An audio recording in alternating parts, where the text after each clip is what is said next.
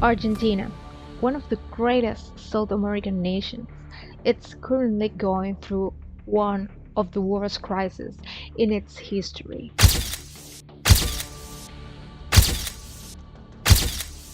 Right now, 60% of their population is considered poor, and the minimum salary it's just a bad joke. And this is such a kind of weird thing because a few years ago, Argentina had one of the highest salaries, not only in South America, but in America. So, what happened with Argentina? I mean, what happened in the last years that took them to this full crisis?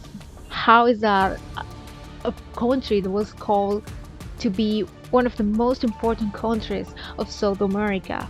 It's now compared to Venezuela and Cuba. And more important, can be this situation solved? We are gonna talk about it in this video. But first, we need to talk about Languages Unlimited. So, if you need any kind of translation, transcription, or interpretation services, you need Languages Unlimited. I mean, they have a full list of services just for you, and they are the best in what they do. And if you don't believe me, you can just go right now and visit languagesunlimited.com and you will see all the services they have available for you. So please go right now and visit languagesunlimited.com. You will hallucinate with all the variety of services they have there. So let's get back to our video.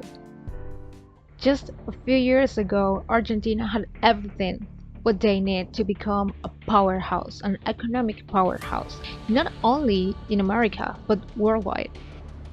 And it was well on its way. But contrary to many expectations, the country never took the big step.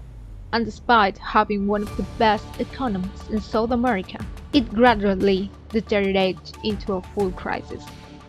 Today, one single dollar means more than 900 Argentinian pesos. But a blue dollar means more than 1,085 pesos at the time I'm recording this video. This parallel dollar has emerged in Argentina as the attempt to acquire US dollars to protect their finances. But the government has placed so many restrictions, forcing most people turning into the black market. So this is how the dollar has become a really important piece in the Argentine economy. These kind of situations have happened in other countries in Latin America. Right now it's happening in Venezuela too. You go to these places and you see that the dollar isn't everything. I mean, the prices are in dollars. Everything is in dollars. They talk about dollars every day. And this is because of the inflation. I mean, they need to protect their economy, their prices with something. I mean, they can be changing prices every single day, so they put everything in dollars so they don't have to change it every day, every hour. Actually, in Argentina, this kind of situation happened so many years ago, and they got into a point where, for example, you were in a supermarket and the inflation was so high that constantly the workers were announcing the microphone like the tomatoes now are not 300 pesos, they are now 500 pesos. And you know, this situation actually happened, and with the dollar this is what they are trying to avoid. There is something that we need to say, and is that crises are not new in Argentina, at least economic crisis. I mean, the studies show that in 160 years, they have had 16 crises. So, you know, that means almost an economic crisis every 10 years. But this one, it's one of the worst. This all starts with poor management and lack of continuity in economic projects between the different governments, which have been alternated by left and right-wing policies. So, for example, some governments will block international transactions and raise import taxes, only for the next government to implement a tax-free policy. This was enough for the investors. who decide just to stop trusting in Argentina. So many investors by this time left the country, and not only foreign investors, we're talking about local investors too. When the Kirchners took the power, they also took advantage of the country's situation because it was a really good situation at that time. They even pay part of the foreign debt and create a full program to help the poor people in the country. This helped a lot and it actually reduced the poverty of Argentina. But at the same time, it increased public spending.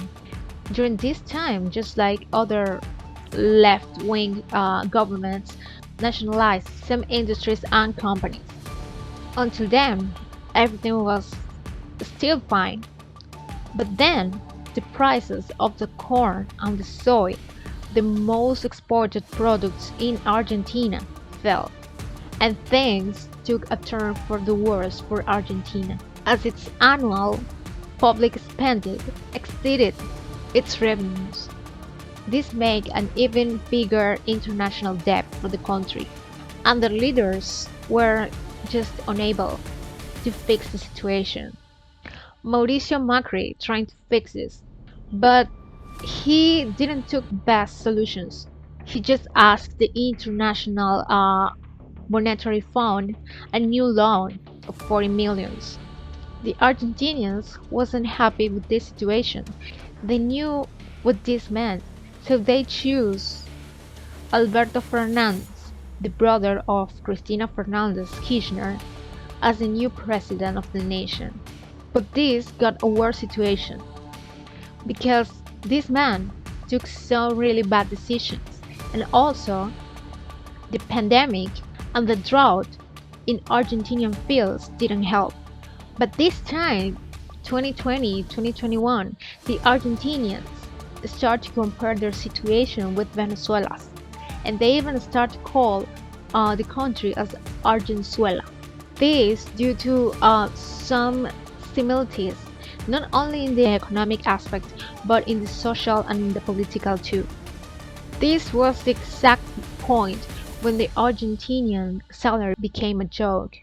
Argentinians were constantly complaining about their salary because they weren't able to buy almost anything, any of the basic things.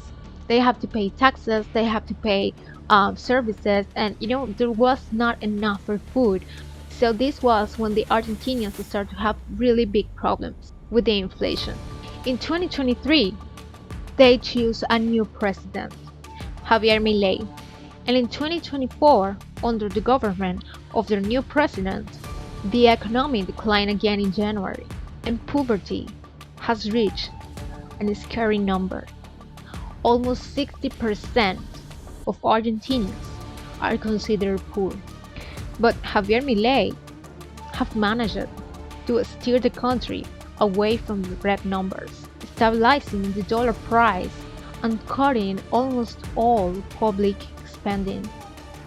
However, this has only been possible through very drastic, really drastic measures that Milei took.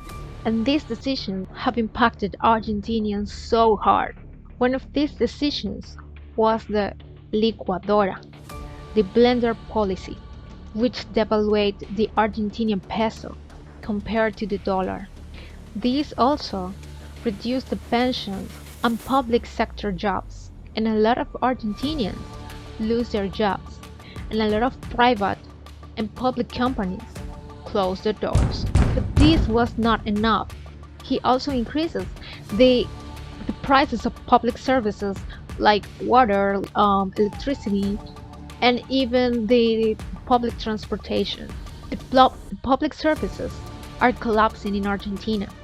The public hospitals can't hold any older patients, and the private healthcare is a luxury. Argentinians said that they can't pay a private hospital because they just don't have enough money to do that. So just a small portion of Argentinian population can afford these kind of things. Other luxury are the private schools, A lot of Argentinians have their kids starting in a private school. And in March, when the new school year started in Argentina, so many parents have to have to inscribe their kids in the public school because they didn't have enough money to pay the the private one.